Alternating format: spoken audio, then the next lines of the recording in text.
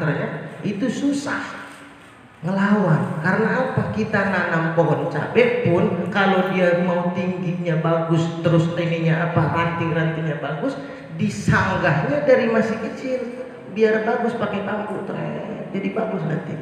Kalau disanggahnya atau ditunjangnya sudah cabainya udah gede segini, nggak bisa, bengkok. Maka kasih pendidikan anak itu dari mulai dari rahim, ya. Dari mulai rahim, maka ada doa-doanya. Kalau saya mau kasih, ntar berarti saya fotokopi ya.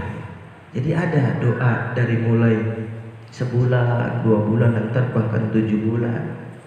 Doanya itu adalah kalau dari umur seminggu sampai umur 4 bulan ada Allahumma hfadz waladi ma fi batni, yang baca bapaknya atau ibunya, dua-duanya bagus.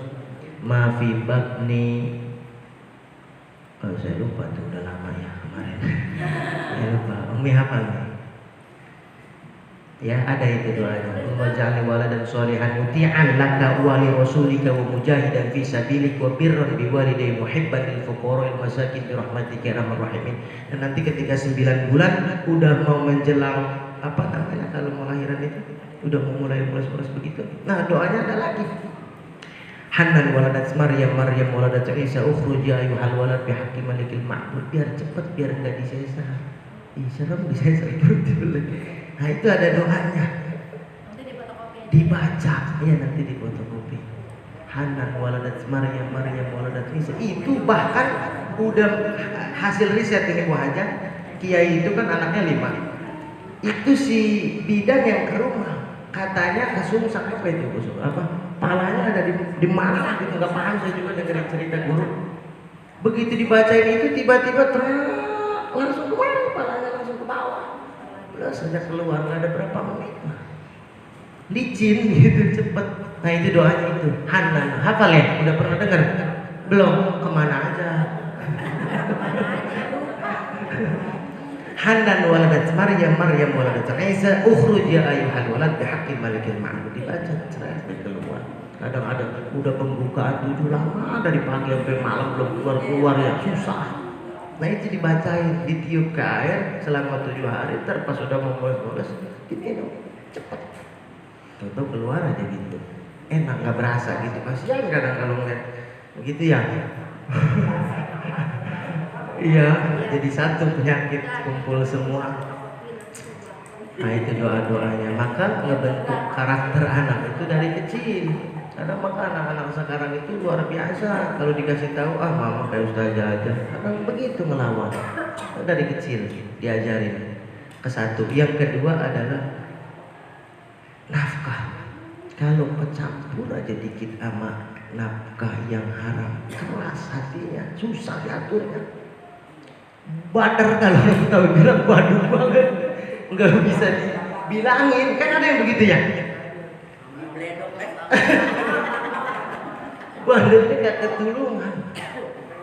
Nah itu barangkali, mohon maaf, barangkali ada kecampuran yang dimakan dari harta yang haram, atau zat yang haramnya, atau dari cara mencarinya yang haram. Terkesan man akal haram qasat qalbuhu. Siapa yang makan barang haram maka keras hatinya. Mau dibilangin juga beneran dia, nggak mau disalahin, bener aja mau itu. Maka hati-hati kalau anak-anak itu dididiknya dari segi makanannya, jangan asal makan. Jadi dari cara mencari nafkahnya, bapak-bapaknya menjadi nafkah yang halal ya. Mudah-mudahan Allah berikan kita rezeki yang halal. Amin ya rabbal alamin.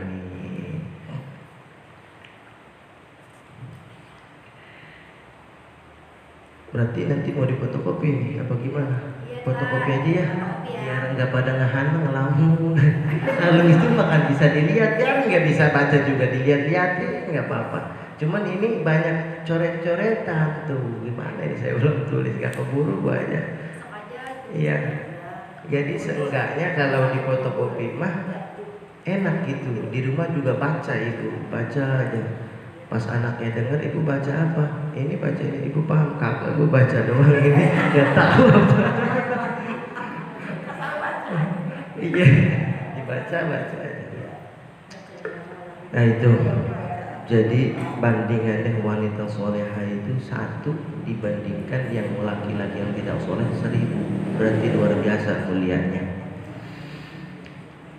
Bismillahirrahmanirrahim. Ikutin Bu. Yastaghfiru lil mar'ati al-muti'ati li zawjiha at-tayru fil hawa'i wal hitanu fil ma'i wal malaikatu fis sama'i wasyamsu wal qamaru madamat fi ridha zawjiha. Saya ini dulu arti dulu. Yastaghfiru meminta ampun lil mar'ati bagi seorang istri lil al-muti'ati yang taat li zawjiha kepada suaminya, at-tayru apa yaitu burung fil hawa'i yang ada di udara, wal hitan dan para ikan-ikan fil ma'i yang berada di lautan, wal malaikatu dan para malaikat fis sama yang berada di langit, wasyamsu dan matahari, wal qamar dan bulan, madamat selagi wanita tersebut fi ridha zawjiha ada dalam ridha suaminya.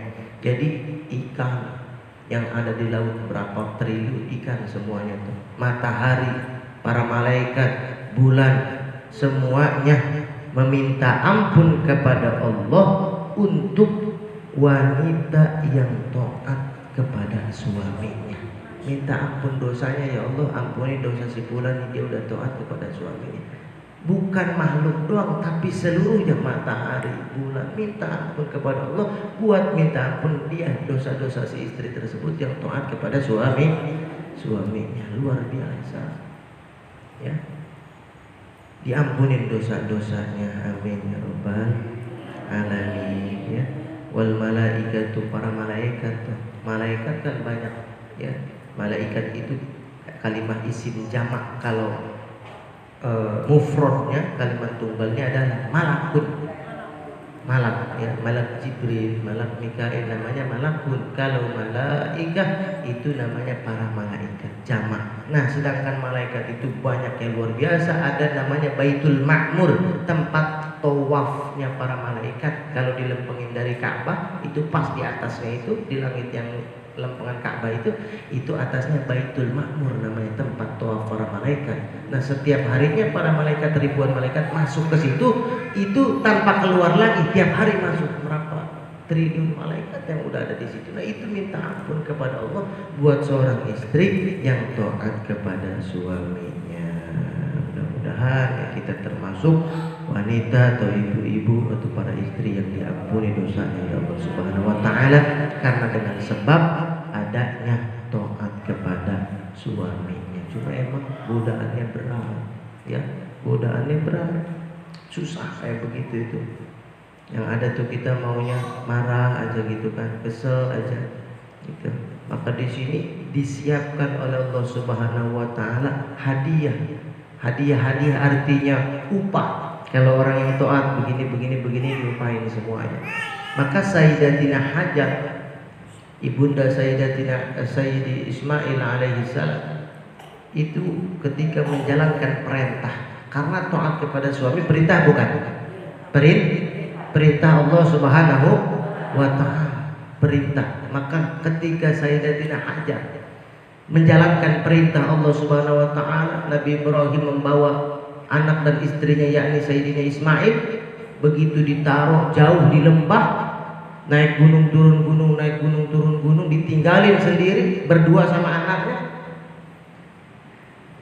Ditanya, aina tadhhab ya Ibrahim, emang engkau mau kemana? Saya ditinggalin sendiri, yang dimana tempat itu belum pernah dijamah ada makhluk satupun yang lewat, ditinggalin di tengah lembah yang luas, nggak ada orang. Ditanya lagi, aina tadhhab ya Ibrahim, engkau mau kemana? Kok saya ditinggalin sendiri di sini? Yang ketiga kali, kan 2 kali nggak nengok begitu Nabi Ibrahim jalan. Yang ketiga kali ditanya lagi, apakah ini perintah Tuhanmu? Kalaulah memang ini perintah Tuhanmu, maka aku yakin Allah Subhanahu wa ta'ala tidak akan mentelantarkan hambanya yang menjalankan perintahnya. Ternyata itu perintah Allah Subhanahu wa ta'ala. Maka adalah di situ namanya Zam-Zam. Ketika Sayyidina Ismail luar biasa nangis sampai ada namanya Bukit Safa wal Marwah, nyari air bolak-balik 7 kali, sa'i dan lain sebagainya. Itu namanya perintah. Maka diupain, upahnya mana? Ini yang jadi namanya haji yang kita laksanakan pada sekarang ini dengan umat Nabi Muhammad SAW, diperintahkan tuh haji. Itu upah dari Allah Subhanahu wa ta'ala orang-orang yang menjalankan perintah Allah Subhanahu wa ta'ala. Maka upah pahala itu kadang enggak langsung ditongolin di dunia. Ya, kayak model nanti ada di sini bab sholawat. Bab sholawat itu kalau orang baca sholawat 1 kali, Allah berikan rahmat kebaikan 10 kali.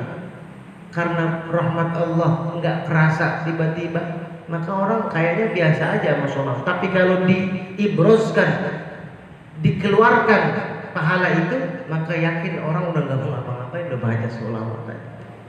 Maksudnya kok rahmat Allah bisa 10 kali kita baca sholawat, emang tiap hari Allah nggak kasih rahmat? Kasih. Itu nikmat kedip rahmat, namanya jantung bisa berdetak. Itu rahmat kasih sayang Allah. Tapi ketika hambanya baca sholawat, ada bonus-bonus yang dilebihi oleh Allah Subhanahu wa ta'ala. Ya. Kalau upah itu kadang nggak langsung kelihatan, disimpan dulu, takutnya nggak muat. Ya. Para hadirin jemaah ibu-ibu yang dimuliakan Allah Subhanahu wa ta'ala. Nah, itu namanya menjalankan perintah taat kepada suami, taat kepada Rasul, dan taat kepada Allah. Ketika wanita atau istri tersebut menjalankan itu tadi, hadiahnya Allah Subhanahu wa ta'ala ampuni dosa-dosanya. Amin ya rabbal alamin. Ya, makanya rada susah gitu ngejalanin, karena memang berat. Setiap ibadah itu udah pasti godaannya banyak. Wallahu a'lam bishawab. Ya. Satu lagi ya Bu. Ini satu lagi. Yang kemarin di bab apa Bu saja masih ingat ya? Yang kemarin ini kita tangkihul kawan, masih bab bismillah atau sudah pindah? Masih ya? Yang masih ingat coba, masih ya? Masih apa sudah pindah bab? Belum ya? Ya berarti ingat. Ya gitu, takutnya lupa, jadi diingetin. Lumayan ingat-ingat satu judul gitu. Oh kemarin masih bab bismillah gitu. Berarti ngaji namanya.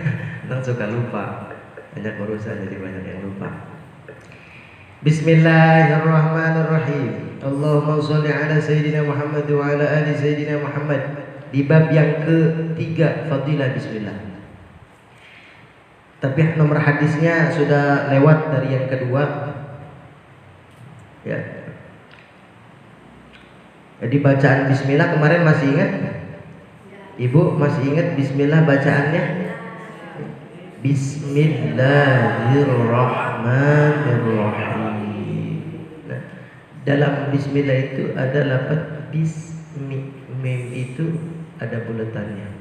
Maka keluar dari lafaz bismi nanti di surga dari bolongan mim, kalau ada sepeda bismi, nah di mimnya itu keluar sungai susu dari lafaz bisminya. Lafaz Allah bismillah, nah pas di ujungnya ada ha, itu keluar lagi sungai arak namanya khamr. Udah halal di surga meminum khamr. Kemudian bismillahirrahman, dalam lafaz ar-rahman ada mim buletannya itu, maka nanti di surga keluar sungai madu. Nah terus ar-rahim ada mim lagi. Nah di situ di golongan yang mim terakhir pada lafaz ar-rahim, di surga nanti keluar sungai, dalam huruf mimnya itu adalah sungai air tawar. Itu baru lafaz bismillah, dijelaskan dalam kitab Daqaiqul Akhbar. Ya, antar semua ahli-ahli surga bisa tuh minum ke situ. Ya, maka orang-orang yang pada minum khamr di dunia nggak minum khamr di sana dia, karena sudah dilaknat di dunia barang-barang haram, ya nggak boleh walaupun sedikit. Kadang dalilnya begini, biar enak badannya, biar kuat kerjanya, bukan masalah efeknya, tapi haramnya ini. Homernya mah zat ya, homernya belum haram.